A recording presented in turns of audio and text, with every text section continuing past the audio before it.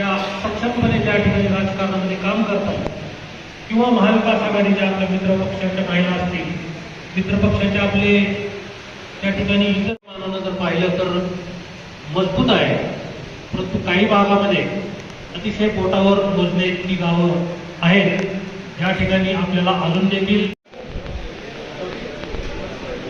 कवी मनोहर हे आले आहेत, तर आपण त्यांचं गीत ऐकून घेण्यासाठी खुर्चीवर बसून यावी विनंती.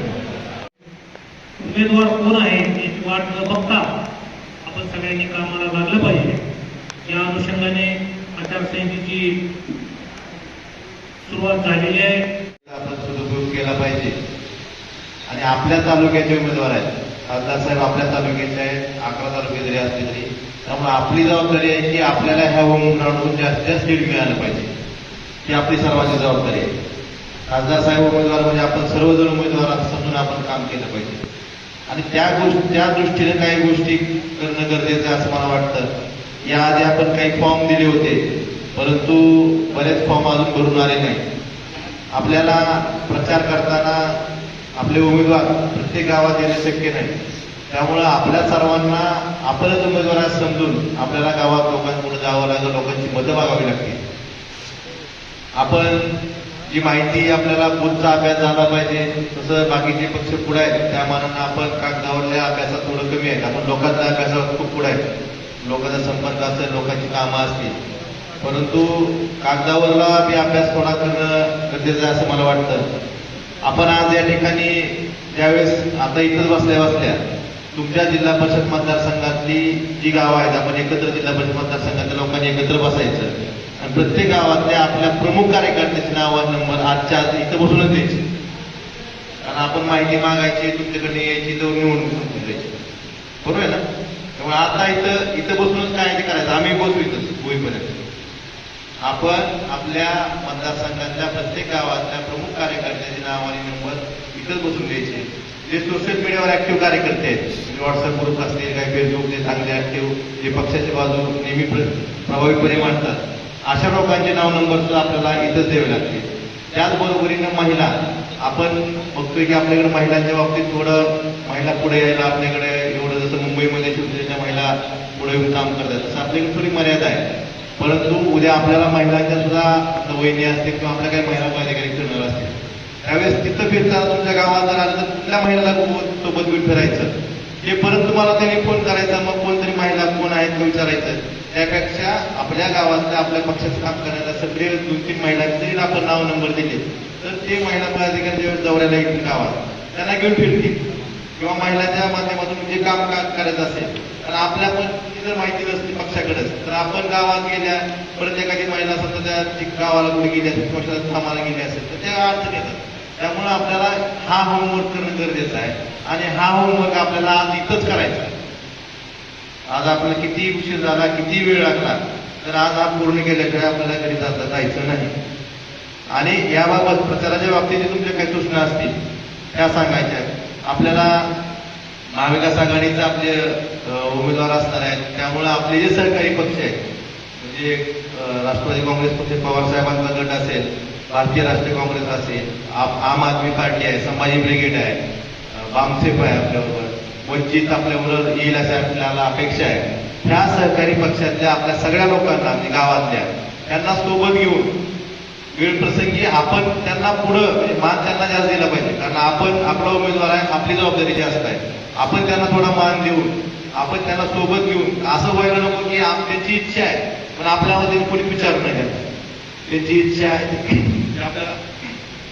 आपल्याला मतदान करणारच आहे, परंतु आपली जबाबदारी म्हणून जर आपण त्याला बोललो नाही, विचारलं नाही, त्यांना कुठं मानपान दिलं नाही तर ते उगाच नाराज होते.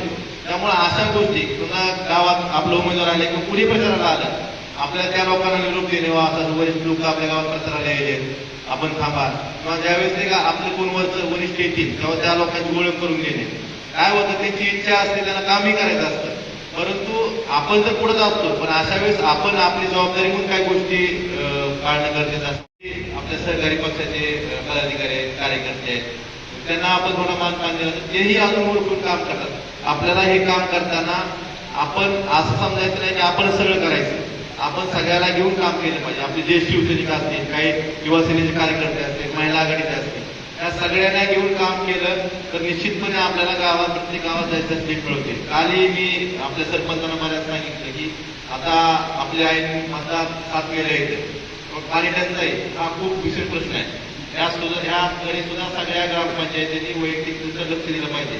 जर तुम्ही या प्रचारात बसतात, पाणी टंचाईकडे दुर्लक्ष झालं तर त्याचा थेट फटका आपल्याला बसतो.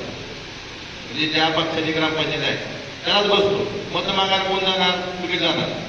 लोक गेले काय म्हणणार, आधी पाणी नाही 8 दिवस झालं तुम्ही काय मत मागा. त्यामुळे सरपंचांनी किंवा ज्या ग्रामपंचायत आपल्या ताब्यात आहे त्यांनी सगळ्यात पहिलं काम कुठलं करणं गरजेचे, पाणी टंचाईवर विशेष लक्ष देऊन आपल्या गावातल्या लोकांची गैरसोय होणार नाही. मग तुम्हाला टँकर लागतील, अधिग्रहण लागेल किंवा ज्या काही गोष्टी लागतात आज पुढच्या कधी पूरक पाणी पुरवठा योजना राबवायची असेल, या सगळ्या गोष्टी आपल्याला करता येतात. परंतु त्याकडे जातीने लक्ष देणं गरजेचं आहे. कारण त्याचा परिणाम आपल्या ह्या निवडणुकीच्या राजकारणात आपल्या गावातल्या लोकांची, नागरिकांची गैरसोय होता कामा नये ही जबाबदारी आपली आहे. त्याचा फाटका खेळ आपल्याला होऊ शकतो. त्यामुळे पाणी टंचाई असेल, रोजगार हमीची कामं असतील, याकडे सुद्धा आपण या निवडणुकीवरून लक्ष देणं गरजेचं आहे. आणि आता आपण जे तुम्ही जिल्हा परिषद जवळपास सगळे आलेले आहेत, प्रत्येक तालुक्यातल्या प्रत्येक गावातले प्रमुख लोक आहेत. तुमच्या गावात जेवढं तुम्हाला मॅक्झिमम लोकांची नावं नंबर देते त्याच द्या इथे बसून. आणि आपण त्यानंतर आम्ही इथंच आहेत, सगळे पदाधिकारी आम्ही इथे आहेत. तुम्हाला जर काही शंका असेल तर ती शंका आम्हाला विचारा. परंतु आपल्याला आता आपल्याकडे जो वेळ आहे, म्हणजे ज्यावेळेस 22 तारखेला विड्रॉल होईल त्यानंतर प्रचार फार चालू होईल. परंतु तो जो मधला काळ आहे आपल्याला अजून समोर उमेदवार निश्चित व्हायचा आहे, तोपर्यंत आपली प्रचाराची एक फेरी पूर्ण झाली पाहिजे.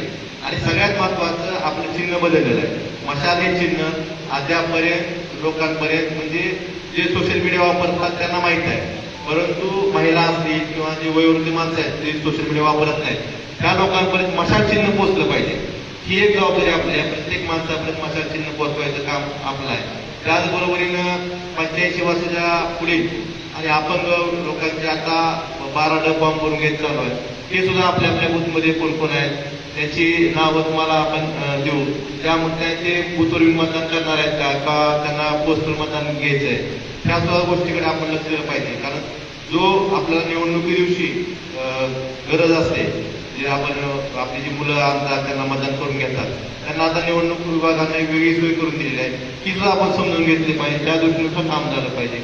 आणि सगळ्यात महत्वाचं म्हणजे मतदाना दिवशी जे मतदान करणारा कार्यकर्ता असतो, मतदान काढणारा घरातून काढून बूथवर थांबणारा कार्यकर्ता असतो, ह्याची सुद्धा माहिती पक्षाला सुद्धा असणं गरजेचं आहे. आपण तर सगळे आहात, पण बूथवर काम करणारा जो सक्रिय कार्यकर्ता असतो ह्याची सुद्धा माहिती, ह्याची सुद्धा नाव नंबर पक्षाकडे असणं गरजेचं आहे. करून आपल्याला आपल्या पद्धतीने आपल्याला जिल्ह्यात सगळ्यात जास्त मताधिक्य आपल्या तालुक्यात मिळून द्यायचंय ही आपली जबाबदारी आहे, असं मला आपल्याला सांगायचं आहे. मी आपला जास्त काही वेळ घेत नाही. आपल्याला इथं काय भाषणात तुम्हाला सांगायची बाकीच्या गोष्टी राजकीय गोष्टी सांगायची गरज नाही. त्यावेळेस सांगायचं त्यावेळेस सांगू आपण. परंतु आपण काय करणं गरजेचं आहे, आपली जबाबदारी काय ती प्रत्येकानं समजून घेणं गरजेचं आहे. आणि ओमदादा उमेदवार म्हणजे आपण प्रत्येकजण या तालुक्यातला उमेदवार आहे असं समजून आपल्याला आपलं गाव, आपला तालुका आधी आपल्याला पक्का करावा लागेल. आणि निवडणुकीच्या काळात सुद्धा आपण कुठं बाहेर फिरायची गरज नाही. मी इकडे जातो तिकडे जातो, आता सगळ्याकडे फोन आहे, फोनवर काय फ्रीमध्ये जाते सगळं, बिल बी पडत नाही. लय पाहुणा फोनवर सांगा, पण आपलं गाव पक्क करायचं आणि आपल्या गावातून जास्त कशी लीड मिळेल दादांना त्यासाठी आपण प्रयत्न करायचा, एवढंच काम आपलं आहे. आणि त्यासाठी ज्या काय काय गोष्टी करणं गरजेचं लागतात. कुणाला बोलायची गरज असते, एखादा कोणी नाराज असला किंवा सहकारी पक्षाचा एखादा महत्वाचा पण माणूस असला त्याला आम्ही बोलणं गरजेचं, तुम्ही आम्हाला सांगा किंवा भेटणं गरजेचं आहे. तुम्ही आम्हाला सूचना करा, ह्या गावात ह्या गोष्टी आपल्याला मतं जास्त मिळवण्यासाठी ह्या गोष्टी करणं गरजेचं आहे. तर त्या आपण गोष्टी करण्यासाठी आता जो वेळ आहे तर आपण त्या गोष्टी करू. पण आपली जबाबदारी आहे की आपल्या तालुक्यात सगळ्यात जास्त सीट दादांना मिळवून द्यायची आपली सगळ्यांची जबाबदारी आहे. एवढंच मी आपल्या सगळी सांगतो. आणि आपण आता मतदारसंघ ह्या दिल्या कुठे त्या दिले, आता आपण इथे बसूनच आता काय करा, तुम्ही मतदारसंघ जिल्हा परिषद मतदारसंघाचे ग्रुप करून एकत्र तर बसा, प्रत्येक गाव व्हायच्या आधी करून आपण लगेच देऊन टाका. चालते. धन्यवाद. बैठक या ठिकाणी पार पडत आहे. या प्रसंगी आत्ताच आपल्याला ज्यांनी मार्गदर्शन केलं असे आपले सहसंप्रमुख आदरणीय नंदुबाई राजे निंबाळकर साहेब, आपले उपजिल्हा प्रमुख विजयबाबू सस्ते, आपले तालुका प्रमुख सुरेशबाई सोमानी.